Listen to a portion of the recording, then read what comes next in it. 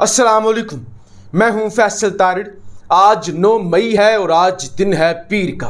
Red line cross हो चुकी है और अब खुली जंग शुरू हो चुकी है। खुली जंग क्या बल्कि सरेआम जंग शुरू हो चुकी है। हालात जिस नहज पर पहुंच चुके हैं, यहां से वापसी का कोई रास्ता नजर नहीं आ रहा। नफरत बढ़ चुकी है और इस हद तक बढ़ चुकी है कि अब पाक फौज एस्टैब्लिशमेंट बराबर की शरीक हो चुकी है इस सारे खेल के अंदर। ताबड़तोड़ हमले हो रहे हैं और इस तरह के हमले हो रहे हैं कि अब लगता ही है खतरा ये पैदा हो गया है और वाकई ही ये डर पैदा हो गया है कि इस मुल्क के अंदर अवाम अदारों से टकरा जाएगी।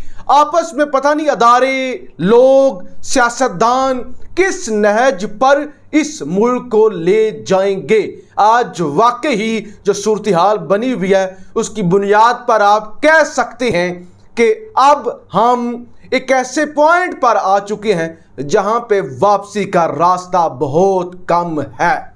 आज कौमी असम्बली के अंदर शहबाज शरीफ ने खिताब किया है जिसके अंदर वो कहते हैं कि इमरान नियाजी ने सिराजुद्दौला और मीर जाफर की मिसाल देकर अदारों को निशाना बनाया कि जो उन्होंने मिसाल दी थी कि सिराजुद्दौला जो कि मुगलों का गवर्नर था बंगाल के लिए और मीर जाफर उसका कमांडर इन चीफ था, उसका आर्मी चीफ था और उसने धोखा दिया था। शहबाज शरीफ कहते हैं ये मिसाल इमरान खान ने जनरल बाजवा साहब के लिए दी है, लिहाजा इमरान खान ने बहुत बड़ी गलती कर दी है और इससे बड़ा कोई अदारों पर निशाना हो नहीं सकता।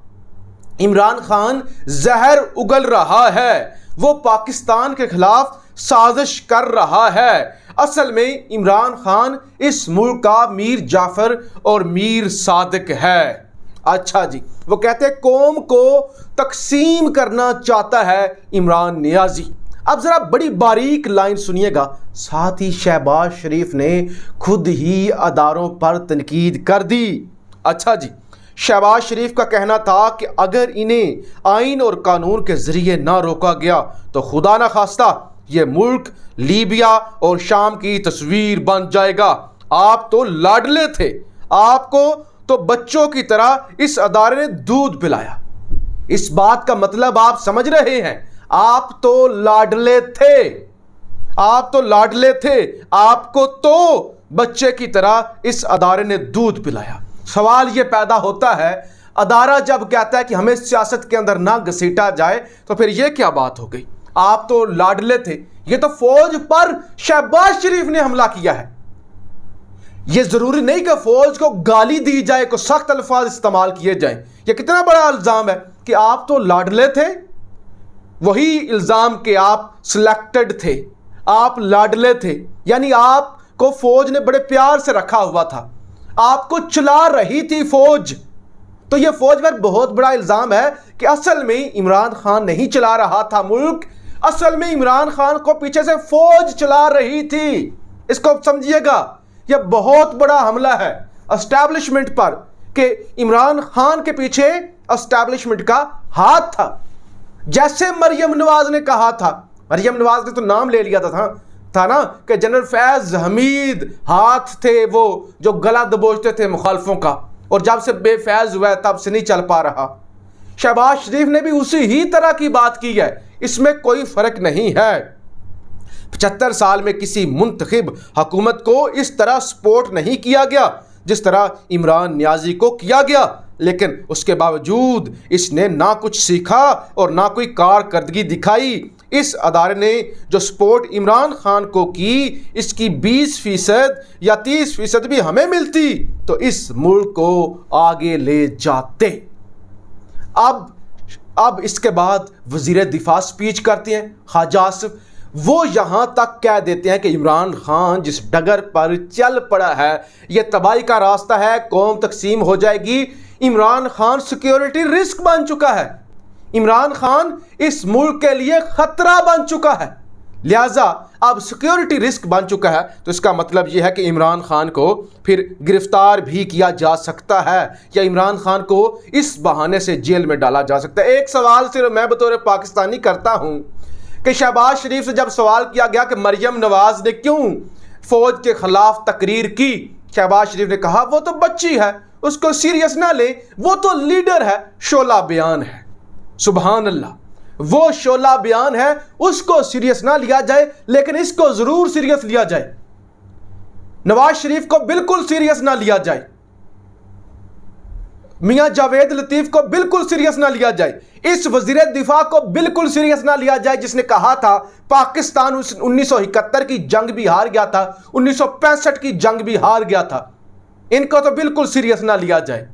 वो नवाज शरीफ जिसने कारगिल जंग में जाके माफी मांग ली थी भारत से और अमेरिका चला गया था सारे मामलात, वो नवाज शरीफ जिसने मुशर्रफ का जहाज उतरने ही नहीं दिया था, उसको तो ना सीरियस लिया जाए, उसको ना सीरियस लिया जाए, लेकिन ये मीर जाफर वाली बात को जरूर सीरियस लिया जाए। इसके साथ ही शहबाज शरीफ ने यह भी तस्लीम कर लिया कि मुदाखलत हुई है, धमकी अमेज खत आया है। शहबाज शरीफ ने यह भी कहा कि पाकिस्तानी सफीर ने बताया कि मुझसे जो बातचीत हुई वो धमकी अमेज थी, लेकिन इसमें साजिश या गद्दारी का अंसर कहां से आ गया।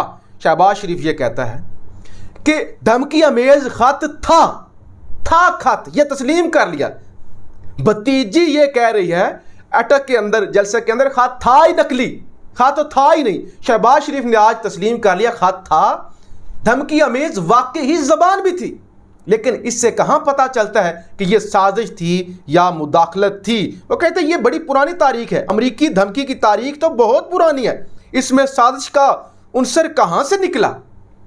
तो ये यहाँ तक हालात आ चुकी हैं कि खुद ही हुकूमत वक्त ने तस्लीम कर लिया कम से कम कि खत असली है और धमकी अमेज भी है, असली भी है, धमकी अमेज भी है, लेकिन साजिश या मुदाखलत वाला जो काम था वो तो खुद हमें फौज ने बता दिया था, DGI SPR ने बता दिया था कि मुदाखलत हुई है, खुली मुदाखलत हुई है, नंगी मुदाखलत हुई है। हुकूमत ने मान लिया खत असली है, धमकी अमेज है, फौज ने मान लिया मुदाखलत हुई है, खुली मुदाखलत हुई है। आप जी खान साहब इस सारे मामले में मैदान में आते हैं। वो कहते हैं नवाज और शहबाज इस मुल्क के असल मीर जाफर और मीर सादिक हैं।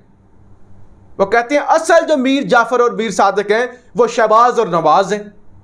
ये खान साहब ने आज वजाहत दे दी।